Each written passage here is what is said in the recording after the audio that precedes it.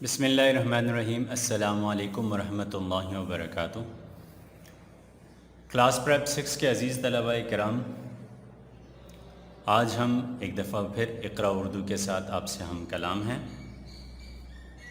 الحمدللہ حروف تہجی سے شروع کیا گیا سلسلہ اب اس حد تک پہنچ چکا ہے کہ آج ہم حروف کو جوڑ کر الفاظ بنا رہے ہیں، اور پھر نہ صرف الفاظ بنا رہے ہیں بلکہ ان کو پڑھنا، اور اب آہستہ آہستہ اب ہم نے لکھنا بھی سیکھ لیا ہے۔ آج ہم اس نہج پر ہیں، اس مقام پر ہیں کہ اب ہم حروف کو جوڑ کر الفاظ بنا سکتے ہیں۔ اسی سلسلے کی ایک اور کڑی ہے، ہم اپنے سیکھنے سکھانے کے سلسلے کو آگے بڑھاتے ہیں۔ اقرا اردو کا صفحہ نمبر 23 ملاحظہ فرمائیں، شاباش۔ اقرا اردو صفحہ نمبر 23 سامنے رکھیے، شاباش۔ آج ہم نیا سبق پڑھنے جا رہے ہیں۔ جی بیٹا، اقرا اردو صفحہ نمبر 23 اس وقت آپ کی نگاہوں کے سامنے ہے۔ صفحہ نمبر 23 پر عنوان ہے حروف کی بدلتی حالت۔ حروف کی بدلتی حالت۔ بیٹا جیسے میں نے ابھی کچھ دیر پہلے آپ کو بتایا کہ ہم حروف جوڑنے کے الگ الگ طریقے سیکھ رہے ہیں۔ جیسا گزشتہ سبق میں ہم نے آپ کو حروف کی مختلف شکلوں کے بارے میں بتایا تھا۔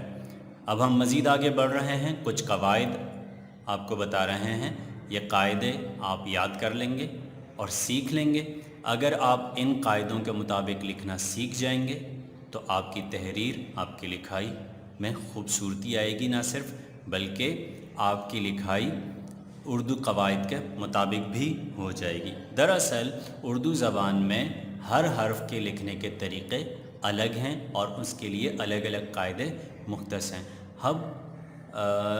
ہم آپ کو ان میں سے چند قاعدے یہاں بتا رہے ہیں جو آپ نے نہ صرف یاد کرنے ہیں بلکہ ان کے مطابق آپ نے کام بھی تحریر کرنا ہے۔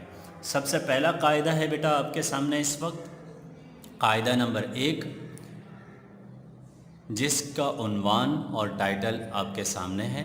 کیا لکھا ہوا ہے بیٹا؟ آڑی لکیر بنانے والے حروف۔ آڑی لکیر بنانے والے حروف، ٹھیک ہے۔ اس قاعدے کے تحت، اس قاعدے کے ذیل میں ہم ان حروف کے بارے میں پڑھیں گے جو دراصل لکھتے وقت ایک آڑی لکیر جیسی شکل اختیار کرتے ہیں، ٹھیک ہے۔ آڑی لکیر کسے کہتے ہیں بیٹا؟ آڑی لکیر دراصل کہتے ہیں ایک ترچھی لکیر کو، ایک ترچھی لکیر کو، یعنی کہ اس جیسی شکل۔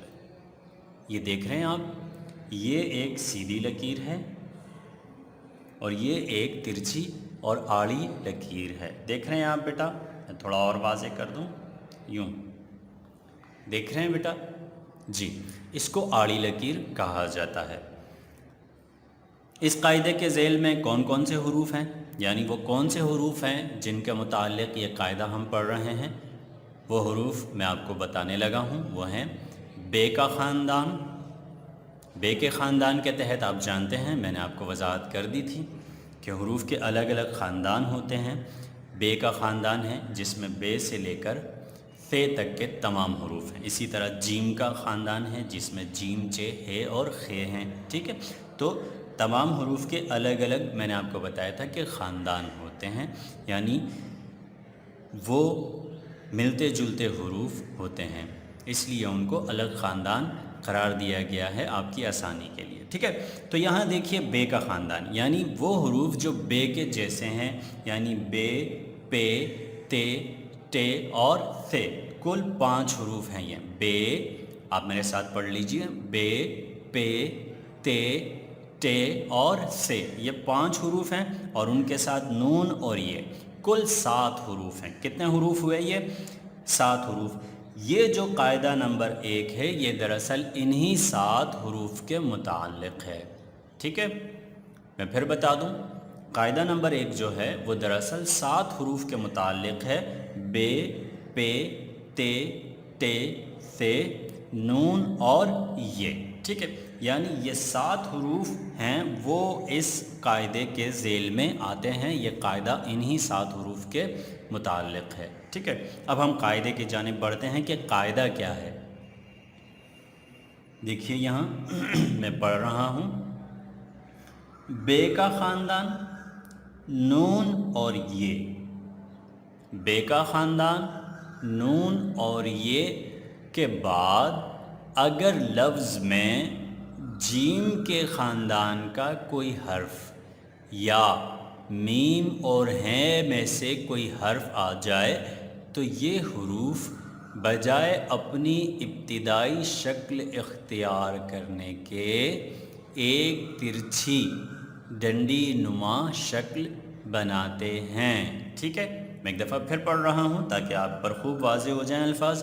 بے کا خاندان نون اور یہ کے بعد اگر لفظ میں جیم کے خاندان کا کوئی حرف یا میم اور ہے میں سے کوئی حرف آ جائے تو یہ حروف بجائے اپنی ابتدائی شکل اختیار کرنے کے ایک ترچھی ڈنڈی نما شکل بناتے ہیں۔ کیا مطلب بیٹا اس قاعدے کا؟ میں آپ کو سمجھاتا ہوں۔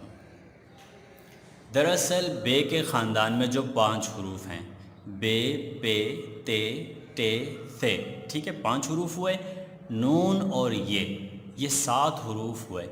اگر کسی لفظ میں ایسا اتفاق ہو کہ ان 7 حروف کے ساتھ جیم، چے، ہے، خے، جیم کا خاندان جیم، چے، ہے، خے یا میم یا ہے، ان 6 حروف میں سے کوئی حرف لفظ میں ان حروف کے بعد آ جائے تو پھر وہ اپنی ابتدائی شکل نہیں بنائیں گے جو ہم نے آپ کو بتائی تھی۔ یہ جو شوشے والی شکل ہے یہ نہیں بنائیں گے۔ اسی طرح نون دیکھ لیں، نون بھی اس طرح بنایا جاتا ہے، اسی طرح یہ بھی اسی طرح بنائی جاتی ہے شوشے کے شکل میں، ٹھیک ہے۔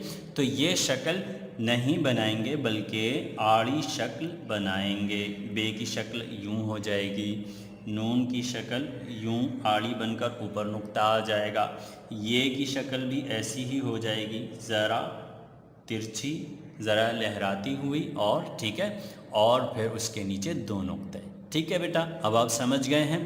تو بے کے خاندان نون اور یہ کے بعد اگر لفظ میں جیم کے خاندان کا کوئی حرف آ جائے یا میم اور ہے میں سے کوئی حرف آ جائے تو وہ پھر شوشے والی شکل نہیں بنائیں گے بلکہ آڑی ترچھی ڈنڈی نما شکل بنائیں گے، ٹھیک ہے۔ اس بات کو اب ہم یہاں مثالوں سے سمجھتے ہیں۔ نیچے مثالوں پہ ذرا غور کیجئے بیٹا، اب بات واضح ہو جائے گی۔ جیسے بجری، جیسے کیا ہے؟ بجری، جیسے تجربہ، ٹھیک ہے، جیسے بحری، جیسے بخار، جیسے تمہارا، ثمر، بہت، نجات اور یہاں، ٹھیک ہے بیٹا۔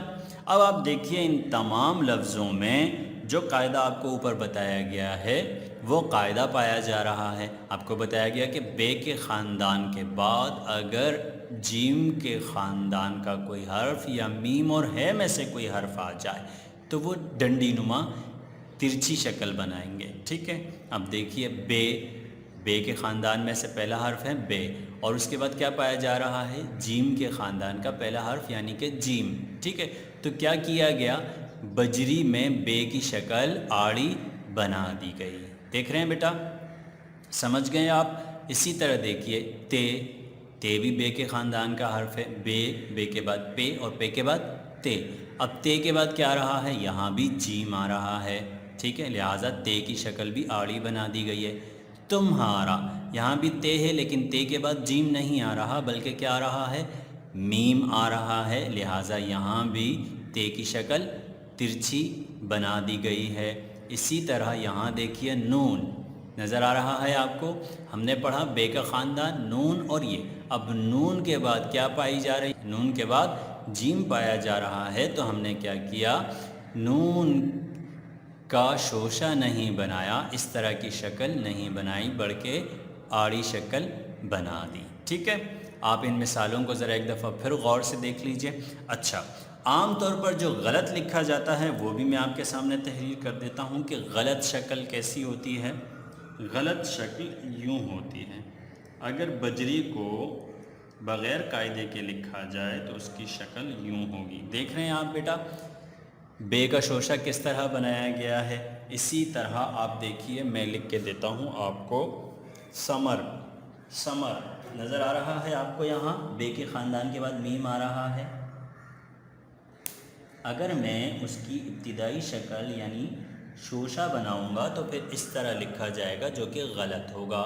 اسی طرح نجات میں دیکھیے، نون کے بعد جیم آ رہا ہے، قاعدے کے مطابق آڑا لکھا ہوا ہے، لیکن اگر ہم اس کو شوشے کی شکل میں لکھیں تو پھر نون اس طرح بنے گا شوشے کی شکل میں، جو کہ غلط ہو جائے گا۔ ٹھیک ہے بیٹا، امید ہے کہ آپ سمجھ گئے ہوں گے۔ اس کو میں آپ کو تھوڑا اور واضح کر دیتا ہوں۔ دراصل جب ہم یہی کام اب ہم عملی طور پر عملی کتاب میں کریں گے تو بات خوب اچھی طرح واضح ہو جائے گی، لہٰذا آپ طلباء تمام اپنے پاس عملی کتاب رکھیے، میں آپ کو عملی کتاب کی مدد سے سمجھاتا ہوں۔ جی بیٹا، اقرا اردو عملی کتاب اس وقت آپ کے سامنے ہے۔ آپ تمام طلباء بھی اپنی اپنی عملی کتاب سامنے رکھ لیجئے، تاکہ جیسے جیسے میں آپ کو ہدایت دیتا جاؤں ویسے ویسے آپ تحریر کرتے چلے جائیں۔ ٹھیک ہے، بسم اللہ پڑھ کے صفحہ نمبر 16 دیکھیے۔ شاباش، صفحہ نمبر 16۔ جی، عملی کتاب صفحہ نمبر 16 اس وقت آپ کے سامنے ہے بیٹا۔ صفحہ نمبر 16 پر عنوان ہے حروف کی بدلتی حالت، جیسا کہ ہم نے ابھی کچھ دیر قبل اقرا اردو میں بھی پڑھا۔ ٹھیک ہے بیٹا،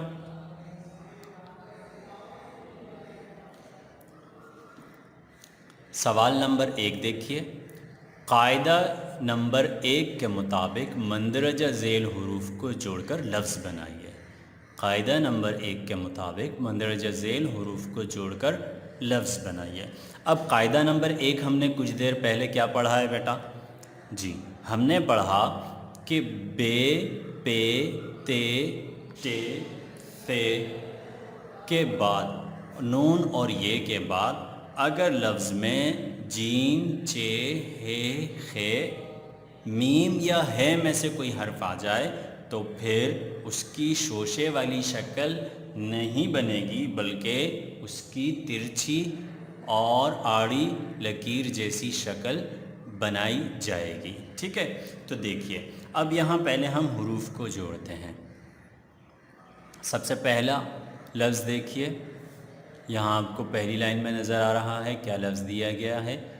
جی، پہلا حرف ہے بے، بے کے ساتھ ہے کے ساتھ الف ملا دیجئے، بے ہے الف بہا، دال رے در، بہادر۔ ٹھیک ہے بیٹا، کیا لفظ بنا؟ بہادر۔ اب آپ غور کریں کہ بے کے خاندان کا پہلا حرف بے ہے اور اس کے بعد کیا آ رہا ہے آ رہا ہے، لہٰذا اگر ہم لفظ کو شوشے کی شکل میں لکھیں گے تو پھر لفظ غلط ہو جائے گا۔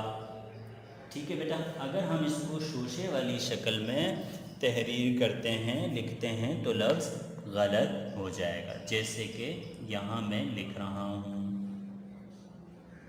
ٹھیک ہے، اب دیکھیے بہادر کس طرح لکھا گیا ہے، صحیح ہے؟ نہیں بیٹا، قاعدے کے مطابق یہ لفظ صحیح نہیں ہے۔ قاعدے کے مطابق یہ لفظ صحیح تب ہوگا جب ہم بے کو آڑی شکل میں لکھیں گے، اس طرح۔ دیکھ رہے ہیں بیٹا بے کو کس طرح آڑی شکل میں لکھا گیا ہے، نظر آ رہا ہے آپ کو؟ ٹھیک ہے، بہادر۔ ٹھیک ہے، اسی طرح ہم آگے بڑھتے ہیں۔ آپ پانچواں لفظ دیکھیے، آپ کو کیا لکھا ہوا نظر آ رہا ہے؟ جی، پانچواں لفظ، اس کے تحت کچھ حروف دیے گئے ہیں آپ کو، تے، میم، نون اور الف، 2 دفعہ نون دیے گئے ہیں۔ ٹھیک ہے، تے میم تم، میم نون من، تمن، نون الف نا، تمنا۔ ٹھیک ہے، دراصل تمنا میں نون پر تشدید ہے اور تشدید کا مطلب ہوتا ہے کہ یہاں پر 2 حروف ہیں، ٹھیک ہے بیٹا۔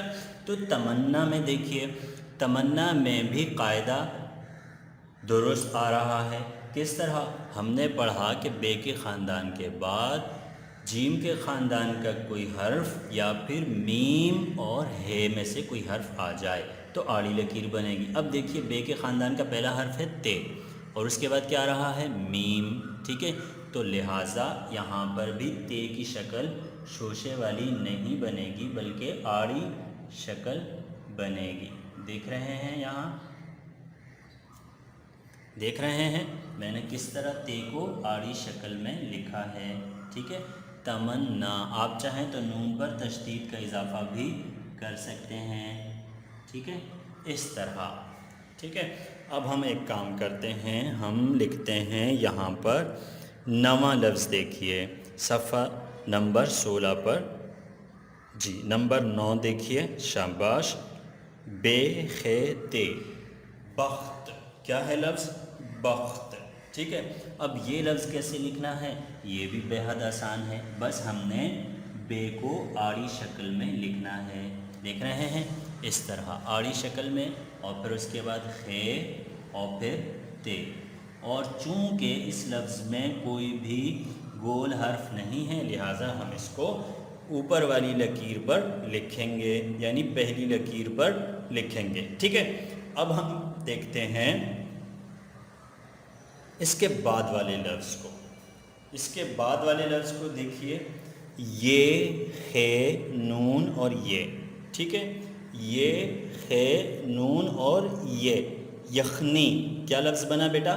یخنی، ٹھیک ہے۔ اب دیکھیے میں اس کو کس طرح لکھ رہا ہوں، چونکہ یہ کے بعد جیم کے خاندان کا حرف آ رہا ہے لہٰذا یہاں پر بھی یہ جو ہے وہ آڑی شکل میں بنے گی، اس طرح، دیکھ رہے ہیں۔ اس کے بعد خے بنائیے، بنا لی، ٹھیک ہے۔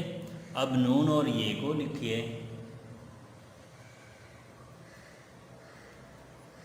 دیکھ رہے ہیں، اب نقطے لگا لیجیے،